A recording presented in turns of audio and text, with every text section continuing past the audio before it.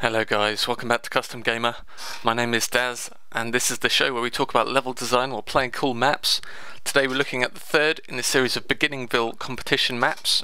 This is called Missed Flight by Tony DeBlasio, aka Starman.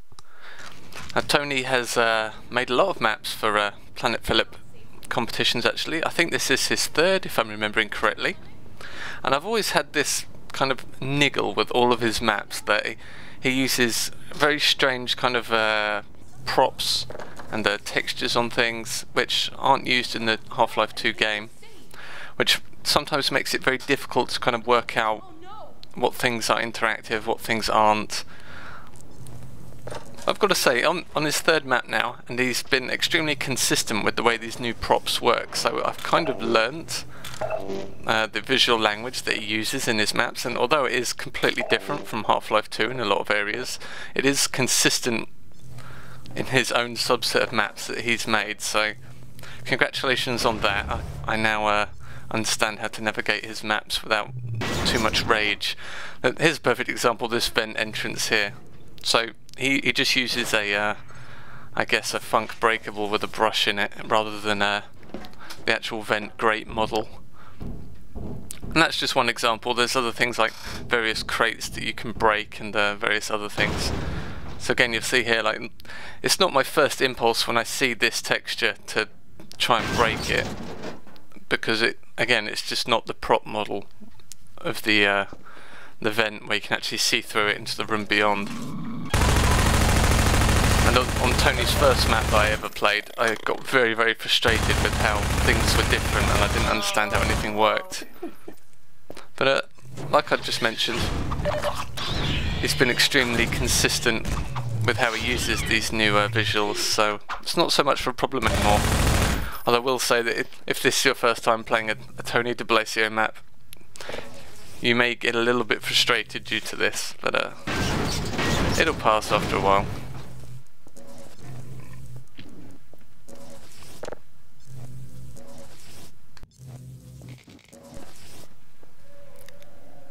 So again, even just talking, putting visual language aside for a moment, it does look, it's got a very kind of Tony DeBlasio look about it as well.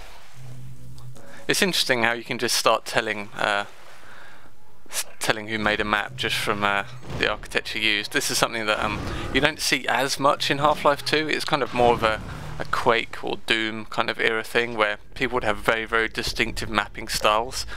And it's generally because in Quake especially, all the kind of detailing on the maps is done with brushes rather than map models. So you can be much more unique and distinctive in your visuals. You can just basically create whatever you want and it won't look out of place, whereas in Half-Life 2 if you create a custom object, you know, you have to learn to model and you have to learn to texture and you have to do all this kind of stuff. It's not that it can't be done in Half-Life 2, it's just that the barrier to entry is so much higher.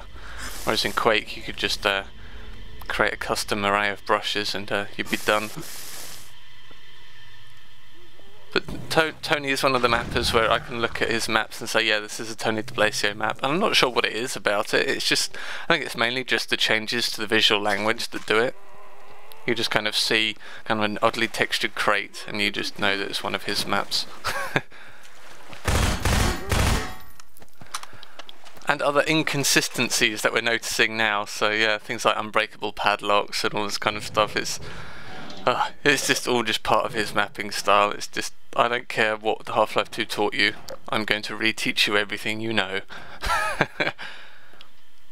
And while there was resistance at the beginning, I suppose I have learnt it now. I can navigate around these maps just fine. But it still just does feel extremely weird that padlocks can't be broken and all this other stuff. So there's some oddness here as well, things like if you're using an alpha blended texture like this, it's usually a good idea to have an actual physical trim around it so you can't see the sides like that. Just looks a bit weird. And we've also got some steam coming out the walls here.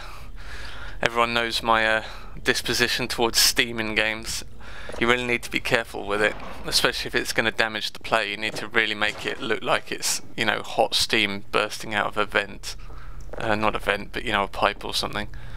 all the steam coming out of the wall in this map just looks like miscellaneous smoke coming out of a pipe in the wall. It doesn't look dangerous in any way, and then when it damages you when you touch it, it just feels really terrible. You really want to kind of design your smoke a lot better so it actually looks dangerous if you're going to have it damage the player. Generally, I think I'm always kind of thinking in a way that steam's kind of almost a cop-out in a lot of ways. I couldn't think of anything interesting to put in this corridor, so I'm just going to put a little bit of smoke in here that can damage the player. It's just a very kind of basic obstacle when there's a lot more creative things you could be doing with your corridors.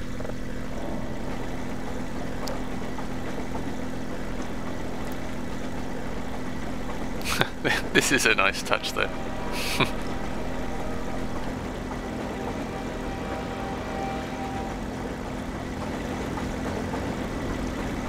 So this is actually kind of creepy actually, travelling along on this train.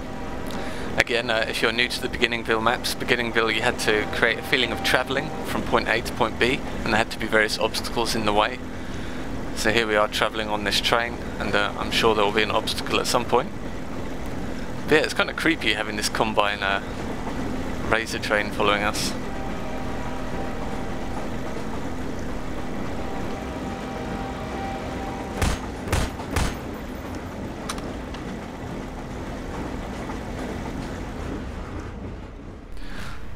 I just felt I had to get off after a while. I saw the combine force sword there and I thought, yep, this is my stop.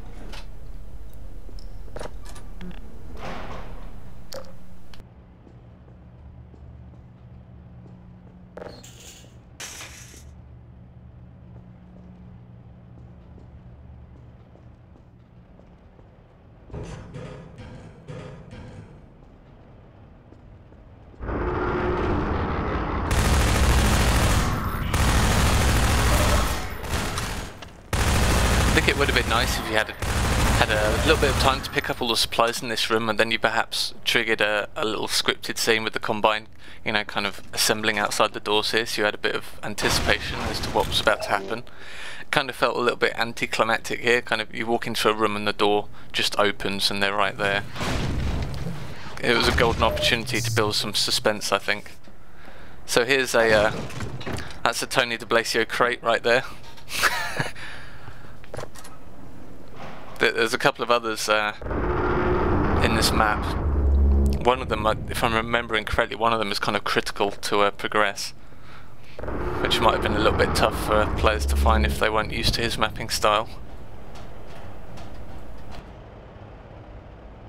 This is a nice little area though. It reminds me a lot of the last map I played of his. I forget which competition it was for, but it had this Strider kind of walking around outside this room and just blowing everything up as you were trapped inside. It's got a very similar vibe here. Here's the crate I was talking about. So again, you can see these crates, they're just kind of crate textured brushes. Don't actually look like they should be breakable, but they are.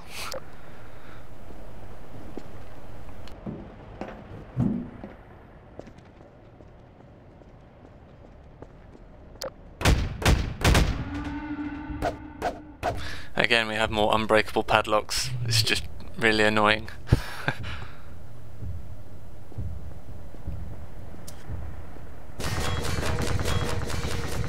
I like the way the Strider's introduced here. You kind of hear the plodding of his legs before you actually see him. It's just a shame other enemies in the map weren't introduced with such high standards. So this Strider fight is kind of pretty standard fare for Tony's maps. Usually get some pretty decent fights with them. It's always fun to kind of work out what's going to get destroyed next.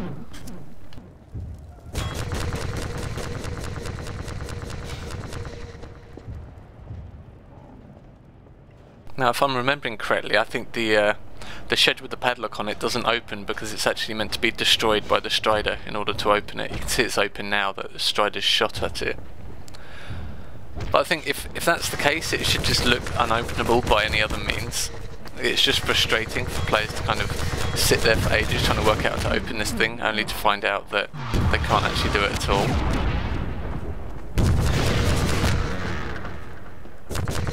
I think it would have been better to perhaps have it, you know, barred from the inside with metal girders or something. Something that just looks utterly unopenable by the player.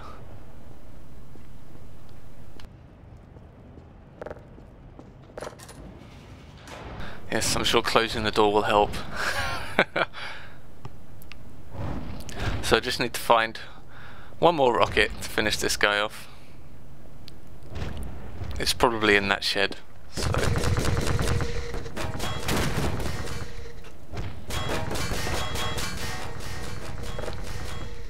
Having some issues here. There they are.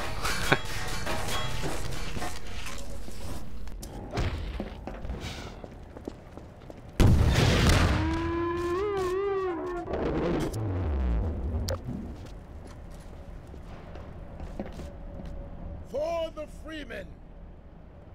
So that was kind of interesting. That kind of an interesting bug there. It would have been really funny if you could actually get outside the map by that. It's kind of it's a definite fringe case that perhaps the author wouldn't have thought of, but no, there's actually a clip brush around the side, so keeps the player in the arena, probably for the best as well.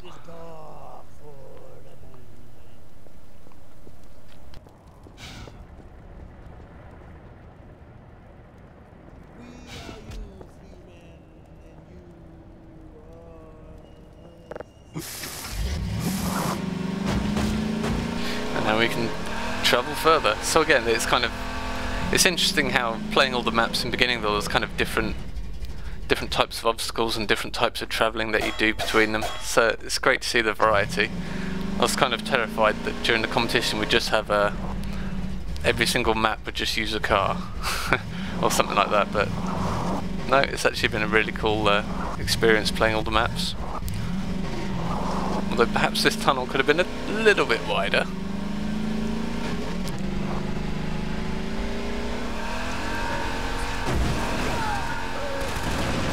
Now this area I actually really liked. There's a lot of detail in it, a lot of trees. It looks really nice. It's kind of awkward to navigate around it in the car, however. This is something I talked about a bit in my last BeginningVille video. There was kind of an outdoor segment in that where the trees had a really decent amount of spacing between them, so you could actually still move around with the car without getting really frustrated. Whereas here you're kind of very much bound to just the road if you're using the car. There's a couple of side passages I suppose you could use with the car here, but actually going into the tree line is a definite no-no. It's just way too dense. Which is probably a very deliberate choice from the author. He wants you to get out of the car and explore on foot in some areas, which is a very valid decision. I think that there's some cool gameplay that can be had there, kind of forcing the player out of the car in certain areas.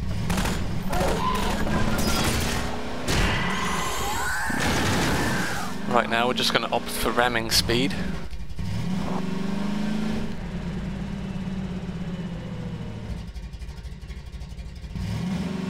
Yeah, Tony does a great job here of just feeling like you're in a very dense kind of forest area.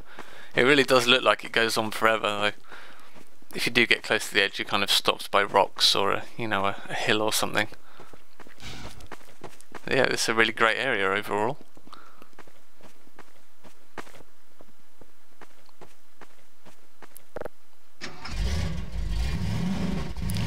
You've got this civilian following you around with a gun. That's quite funny.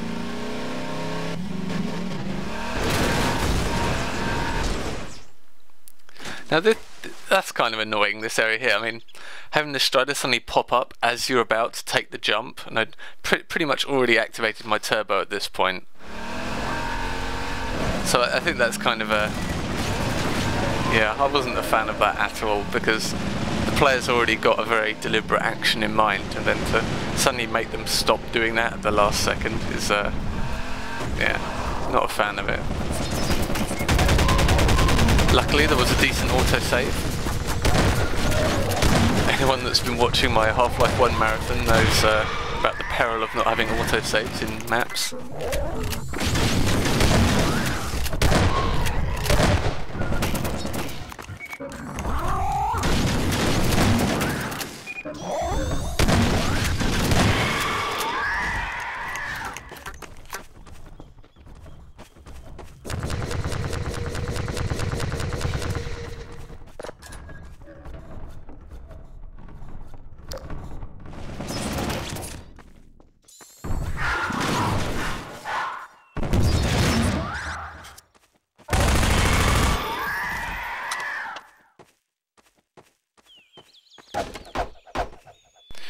Another one of Tony's visual language traits is that standard crates are not breakable.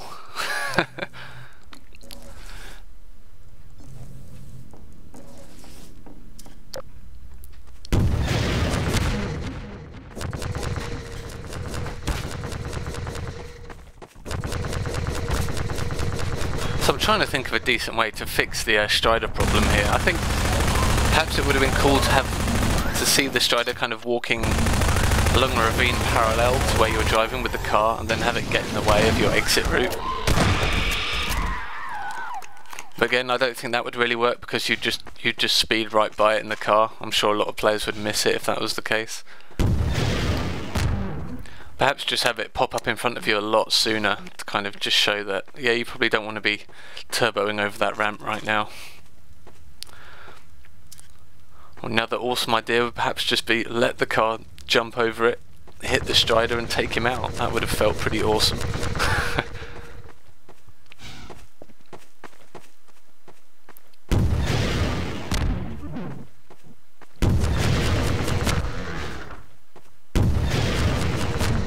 I mean, this fight here, I feel like we're kind of rehashing old ground here. The problem is that this fight is a lot less interesting than the one we just had in the train yard. So it feels like almost that this should have come first, where you're kind of attacking a stationary strider. It's pretty simple, there's lots of ammo around, and then later on the train yard fight would be where it gets tougher, and you know, the strider's destroying all your cover and moving around,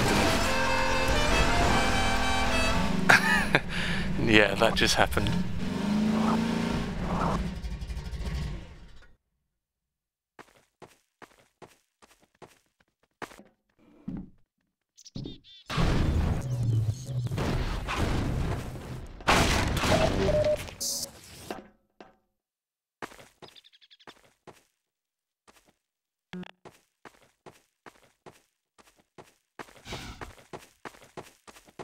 So I was kind of wondering if this was the way to go. It looks like a fairly built up area over here, but no, that's actually the side of the map. I actually got a little bit confused for a moment. I completely forgot about the tunnel in front of me where the car was. I figured I'd found a new route. So it's quite hard to tell, but when you zoom in like that, you can see that the trees in the distance kind of fade out, and then fade back in again. He's set a really harsh fade distance on all the models there, probably for a good reason, for performance, because there's just so many and it's a big open area. But it's hidden very well. Some nice fog there and stuff like that to really hide the transitions well.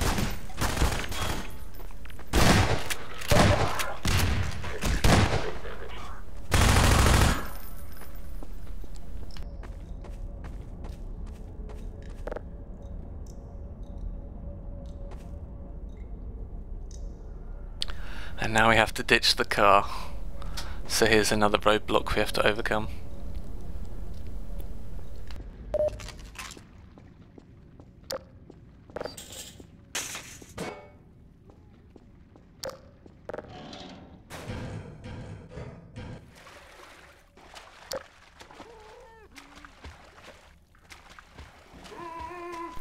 And now more sewer tunnels infested with zombies.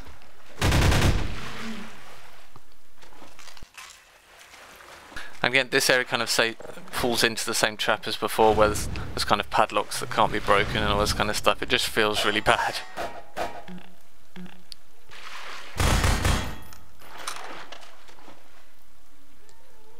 Rage happens.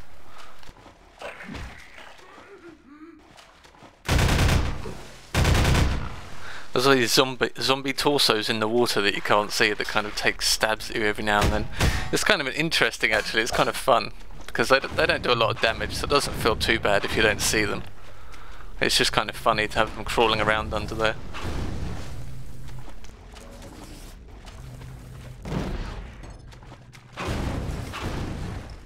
So I kind of got a little bit confused in this area, because there's no real exits that kind of stand out to you. Both the doors are padlocked. There doesn't really seem to be any other way to do things. This door is blocked here by the gas canister. it's not really very clear what you're meant to do or how you're meant to do it. The only thing that really stood out to me as I was trying to work out this puzzle was the fact that we had all these crates floating in the water. I kind of figured that we'd have to like build a bridge or something. It's a crate stacking puzzle. Welcome to 2002.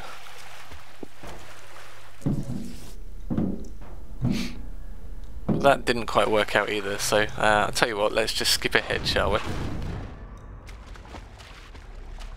And you're not going to believe this.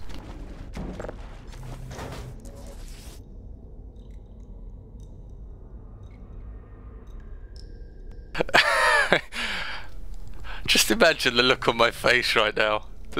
Oh my god. I was just staring at the open door in utter disbelief. It's yeah. It's kind of funny watching it back now, but at the time, oh man, I was not a happy camper. It's just that the door just doesn't stick out at all. I just assumed that all the doors would be locked. I didn't even register that it was a door that could be opened. That was just kind of desperation use key spamming all over the place by that point. And it opened. Hooray. So yeah.